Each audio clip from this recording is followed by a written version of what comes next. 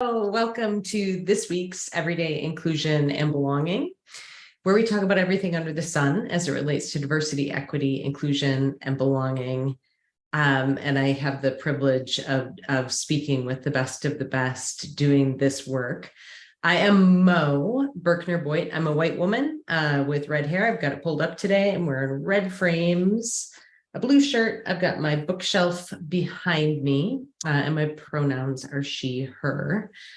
I am joined this week by Vanessa Nazario, and Vanessa and I met pretty recently. That's correct. And then I had the privilege of meeting you in person, spending a couple of days at a conference together. And I was already impressed with you, Vanessa, and the way you approach this work, and then getting to spend that time together even more so.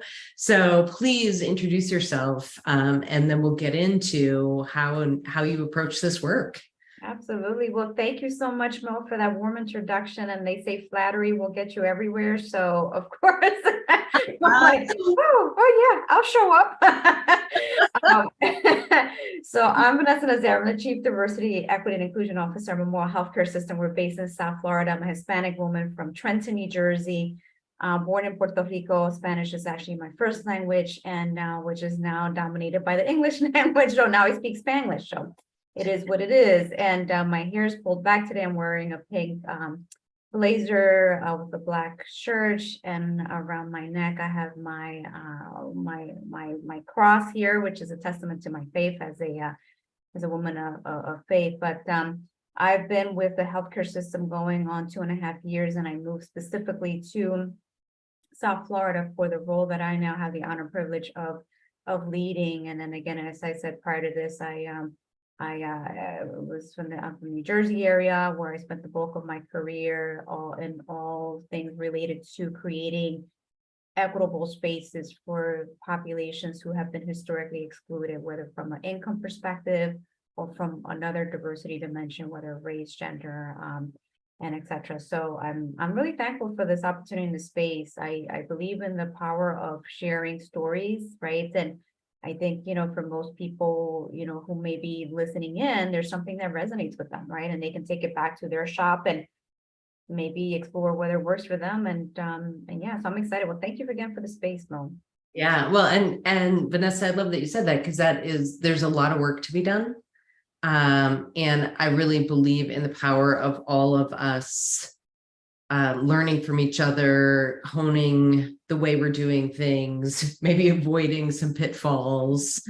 So when you came, so huge, right, big shift coming from New Jersey to South Florida.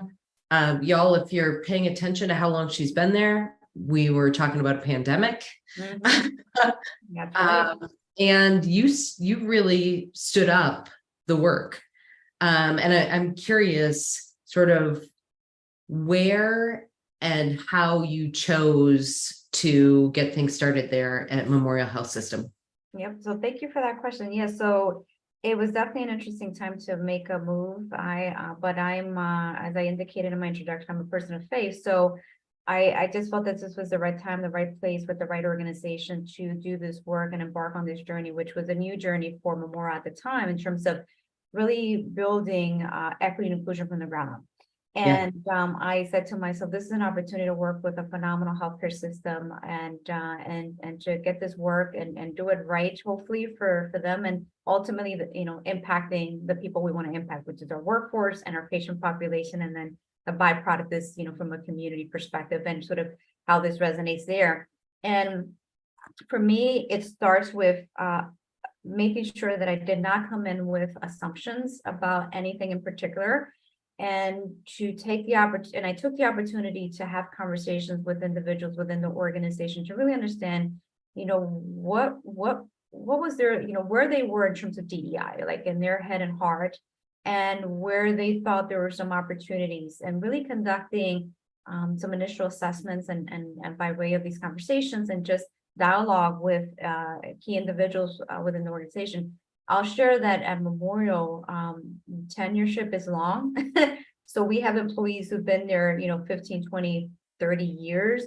So these are the folks, right, that they know the DNA of the organization. So what's important for me to not come in, and sort of say, well, I know what's wrong here and how to fix it, right? It's like, let me listen in. Where are the pain points? Where are the areas of opportunities? And that really helps sort of lay the initial groundwork for me to get started and really build what is now, I would believe, really well accepted principles around equity and inclusion within our organization. And keeping in mind that when we do this in healthcare specifically, I'm not only focused on workforce, but I'm also thinking about our patient population. So one of the things that was really fascinating for me was the fact that within South Florida, there's such rich diversity. We're a very rich, diverse community. And when I looked at how we sort of mirrored our community, it was almost a perfect match in terms of representation from Black, Hispanic, White, Native American, Asian community. So from that standpoint, from a diversity, if you look at DEI from a diversity perspective, we were good. We were, we're still good. So that led me down the path of, okay, how do we make sure then that diversity feels included and valued, right? And there's equitable outcomes across the organization. And that's sort of then where sort of my jumping off points and sort of building what we've done thus far. And it's been well received. It really has been well received. We have a tremendous sort of support from our executive leadership, right? Because it starts with executive leadership. If they're not talking the talk and walking the walk, it's really hard for others to sort of align with it, right? And we really, for me, that was important from the onset, making sure that I had that executive leadership buy-in. Once I had that, it was carte blanche, like, let's move this forward, let's do what we have to do. And it's been remarkable. It's been really remarkable. And the last thing I'll say here, one of the things that has really helped me in terms of one of the early things that we decided to deploy was adding to our employment engagement survey were questions around inclusion and equity, right? Because again, we do a lot of great work, and whether it's cultural humility education, right, celebrating various campaigns and updating policies and programs and et cetera. But I said, well, let's take a temperature check. How are employees feeling about this? And so last year in 2022 was the first time that we added it, and we just did a full survey. And the good news is that the survey scores were phenomenal. They were top decile. So, we look at ourselves against our peers, we actually are in a really solid place relative to diversity and inclusion. So I thought it was important, again, as we're doing this work and really sort of evolving from, all right, we know we have diversity, but let's make sure that, again, people are feeling valued, seen, and heard. And that was a long answer, but that's how I was able to lift it up and really bring it to our organization. And an advice I would give to others who are doing this work is, again, avoid assumptions about the culture, really get to know the individuals, the people, what they're about, and not come in there, thinking that you're going to fix something when it might not even be broken, because it'll come back to haunt you. Yeah, absolutely. Right. I think if you come in like guns blazing with the here's how I know I'm the expert. I heard a couple of things in there that I just want to dig in on a little bit more. So certainly the deep listening. I also heard stakeholder and influencer engagement and data.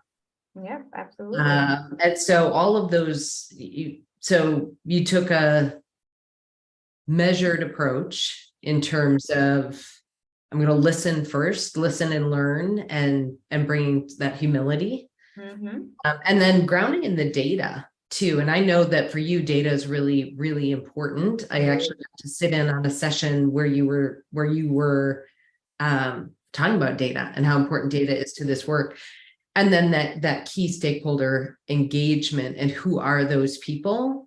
Because oftentimes you talk about executive leadership, but we know doing this work, there are oftentimes people that might not be on the org chart, but as you were saying, they've been there 30 years. Right. And listening to what they know and what that will tell you and inform your approach. Oh my gosh, they're at the pulse. They know what's going on within the organization, right? So again, avoiding sort of this this sort of one size fits all approach, right? Because I did DEI somewhere else, I know how to do this, and I'm gonna come in here and tell these people, no, like, one of the things that I stress each and every single time I have a chance to present within our organization, and even externally, I say, when we decided to go down this path, I go back to reinforcing that we're complementing what's here, right? Expanding it to some extent. We're not competing, we're not replacing.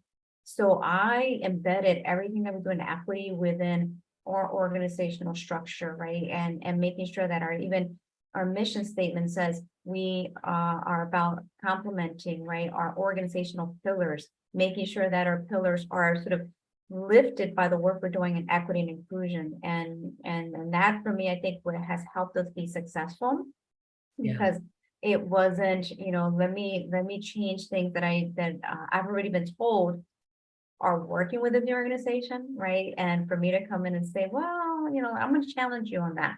And going back to data, right? When we look at our demographics, and I do look at how we look like in terms of from a race perspective, from a gender perspective, but from a generation perspective. And again, there's a rich diversity across those spectrums. And now we're doing a little deeper dive in terms of other intersections of diversity, right? But again, crawl, walk, run, you have to kind of stay to that mentality and that philosophy.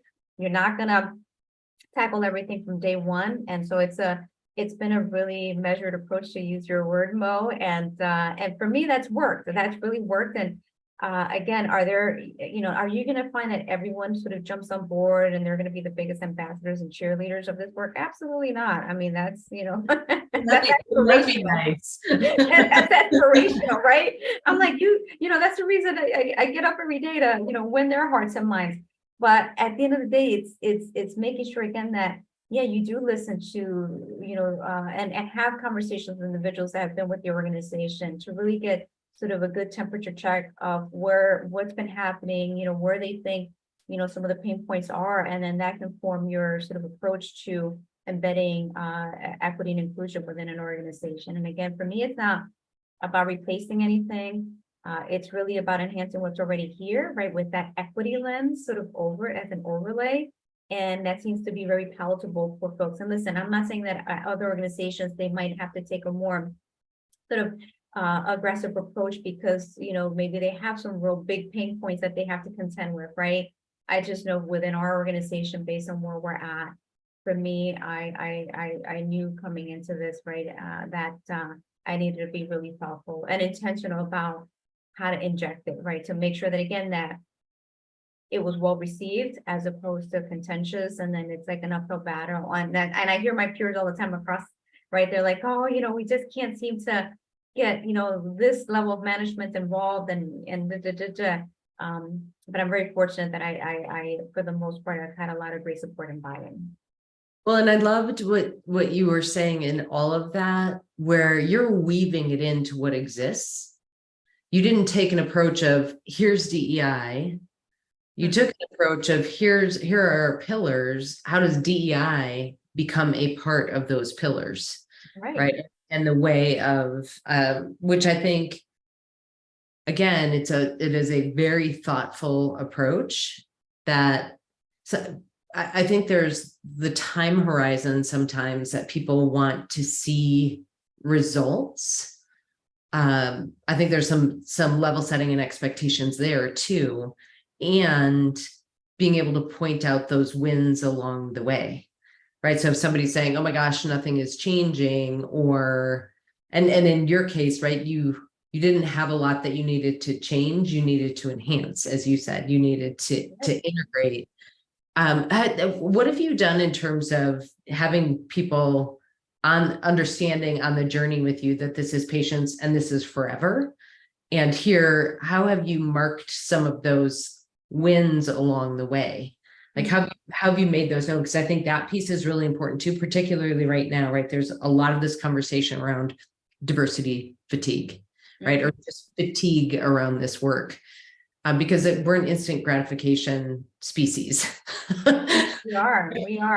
This work is not instant gratification. So I'm just curious, if you've got any best practices or thoughts on that. And I know that's a very off the cuff question. Well, yeah, it has, so, going back to a comment I made, crawl, walk, run. So one of the first things that I lifted here was a Physician Diversity, Equity, Inclusion Council. And I thought that was important for many reasons. Physicians are a key stakeholder of the work that we do in terms of being providers of care, right, along with our clinicians, our nurses, and all the rest of the support staff. So I really wanted to get, them around the table to talk about what are the things that maybe we have just not focused on for that particular stakeholder group to ensure that they are part of this transformation, right, of bringing equity into their scope of work. And even looking at, are there educational sessions that we need to sort of deliver for that group? And that's where we started, was having conversation around understanding what are health disparities and health inequities, for example, and why should we care about this, right? And once you start looking at our own patient population and the data around the communities that come into our organization for care, we understand that, there are certain zip codes within this Broward County. There are definitely communities that lack access, right? And are really looking for organizations that they can come to and be seen and heard and respected, regardless of the color of the skin, their religion. So it was important for us to start there in terms of just education and raising awareness. And that we kicked off a campaign in a series that we've been delivering for the last 2 years. And one just as of recent as of this week. And again, just the conversations we're having, and to be able to raise the level of awareness among that key stakeholder group, and looking at, what are other sort of national best practices around healthcare delivery for those communities of color. And there are certain programs that have evolved in partnership with our ambulatory care sites, where we are looking at Black maternal health outcomes, for example, because we understand it's a national sort of crisis. And for us to acknowledge, even within our organization, let's look at our own data. Do we see some trends here among our women of color who are pregnant, who might be hypertensive? And is there anything that, we need to do to make sure that they are getting their prenatal check along, their pregnancy, and even after they've delivered, because that's when they're still at, there's still risk there. So we've begun to do that. And again, I have to give a shout out to my colleagues, because, it's been a partnership, all in the spirit of understanding that health disparities are a real thing. Like, let's start with acknowledging that it exists. Okay, we're in an agreement, fine. Now it's okay, now that we know, right, and we have data, so what are we going to do about it? And we've begun to take really proactive approaches to address it. And but again, it starts with education and awareness and being receptive to that. And I have to thank our executive leadership team, who have created the space for us to be able to have these conversations, and the physicians who have volunteered their time to be part of this diversity council. And it continues to grow. And the beautiful thing is there's beautiful representation from physicians from all walks of life, right? Both who have been in medicine for a long time and those who are new to medicine, and women of color, and Hispanics, and all. So, and again, so these are the insights, right? Because I'm like, I'm not a physician. I can't tell you what I think you might need. You need to tell me, what is it that you're seeing that I can sort of help sort of shepherd and bring to fruition. And just another example, and I thank you more for allowing me to brag a little bit. And the other thing, that's important is also thinking about the pipeline of our physicians and what the future looks like. Again, to make sure that as we are recruiting physicians and hopefully, getting them to consider Memorial as a place of employment, that when we look at that pipeline, it's also full of diverse representatives, right? And it goes back to, you have to be intentional about, okay, so where are you recruiting from? What are your tactics to make sure that these pockets out there, that represent different diversity dimensions, that they sort of see, well, wait a minute, Memorial is actually really interested in having a diverse workforce. Let me give them, and I will share with you this last piece in terms of, case in point.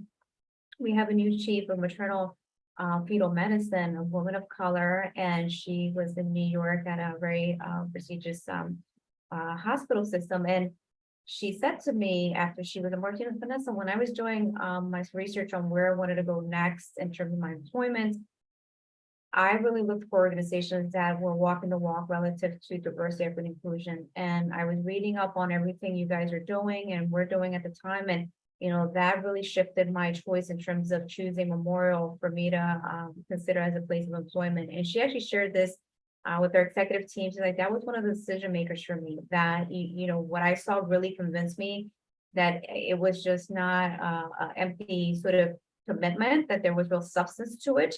And to me, that just, sort of corroborated, I think what I'm trying to say here is, right, it's like, okay, we're doing the right things, right? And bringing diverse talent and making sure, again, that we look like the community we're serving. So again, another long answer to your question about, Right. how we're lifting it up, Yes. but that's it. That's how we're doing it. Right. You're seeing the outcomes of that, right? Some of the best physicians in the world choosing to come and work in your organization because they know that it's not just lip service. That is not lip service again, and to have their input, right, as part of this work, to make sure that we are getting them right, that we're thinking about what are the other things we must do to engage with our physicians, an example. And I'm doing similar things on the non-clinical side as well, right, in terms of raising awareness and education, having conversations about what does equity look like, right, from a workforce perspective, and working with even our talent acquisition teams around making sure that when we have job opportunities, that we are connecting with the external community, and particularly those communities where they might lack access or have high unemployment rates, and to sort of break down any barriers to entry, as I like to call them, to say, hey, we're an employer, we're a large employer, we want you to work for us and to connect employment to these populations. And we've already begun to do that. We've had some successful job events that again are just a testament to walking the walk and not just talking it.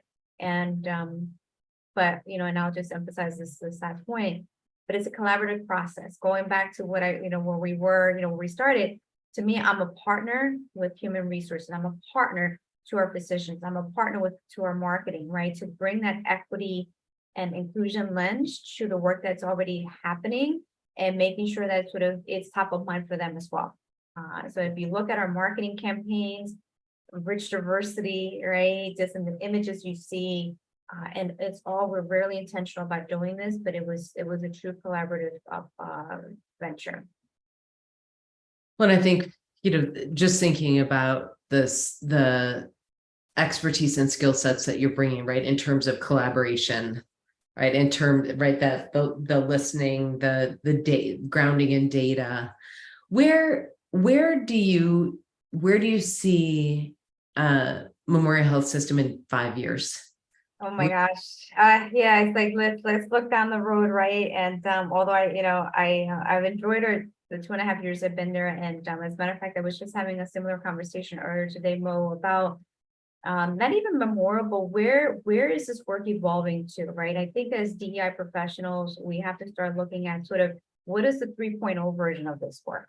And for me, it's about equity, right? So if you have the diversity, you have a rich, diverse workforce, done, right? It's great, it's beautiful. We look like the communities we're serving, we look like our patients. So what comes next? And it's that inclusive, inclusion piece. Yep.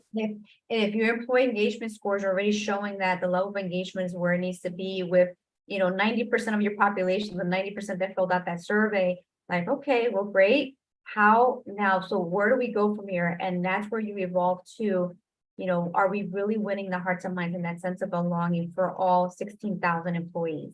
Yep. And again, what are the things that we must do to really lift up, that environment, so everyone sort of feels that love and they're seen and heard, right? Whether, you're a trans person, whether, you have a same-sex partner, whether you're Black, trans, and right. And so for me, that's where the work has to now be laser focused on. And again, to be intentional about sort of the approach to make that happen. I want to make sure that, again, that, sometimes we So to get so excited about, okay, we're doing really great on it, but I'm like, but we need to make sure that, you know, equity is also part of the formula, the success formula. And, you know, and that we're, again, making sure that we're showing up in such a way that all our employees are feeling that. And can I say that today? No, you can't, right? You cannot. Are we heading there? Absolutely. And then we think about our patient populations, you know, one of the things that for us is health equity. How do we achieve equitable outcomes for our patient population, our very diverse patient population? And over the last 2.5 years, we've put together a really sort of strategic approach in terms of combating health disparities and health inequities. And believe me, that's a whole separate session that we can probably host more at another day. Absolutely. But I will share with you that that's the future in terms of this work, in terms of how do we evolve, is, you know, okay, so if we're getting it right with the workforce, right? What about our patient populations? And if we read the data, and we understand the data of what's happening in our communities, there are disparities. It's you can't, you know, sort of reject that hypothesis. It's there. Like, you can look at Black maternal health outcomes, you can look at Latino sort of obesity rates and hypertension rates, and again, as a healthcare system, now we're at a place where we can do something about that. Mhm. It's shifted from where maybe 15, 20 years ago, it was more of a treat and release, right? We'll treat you, you got your medication, go back into your community, and next thing you know, they'll show back up in the ED. You're like, I don't understand. We treated you, Mr. Jones, like, what's going on, right? And that's because we did not have the luxury, or maybe just the time to sort of have a more meaningful, deeper conversation around what are the social determinants of health that might be impacting that individual, right? So for example, if they're going back to their neighborhood, do they even have a place to live? Are they couch surfing, right? Do they even have, you know, money to pay for that medication, that expensive medication that was just prescribed to them? Or is it, well, no, I need to take that money to buy food for my children. Oh, and by the way, you know, the rent went up, I think, $400 because we're in South Florida and it's expensive, and you know, it's a house, the housing market is so hot, right? Literally and figuratively. And it's like, you know, if we're not considering these things, how do we expect our populations to get healthy, right? So now is what, you know, what are the interventions that we can sort of manage from our end, from a resource perspective, to help our communities, you know, hopefully resolve whatever might be happening. So that's where we're at. And I can just see, you know, that's going to evolve and sort of level up. And, you know, if I had sort of my all my wishes sort of comply with, it would be sort of like, you know, if we need more affordable housing, right? So what can we do to be an ally and ambassador, maybe an investor of affordable housing? You know, which is crazy to think about healthcare and affordable housing. How are those two things even like in the same Right, sentence?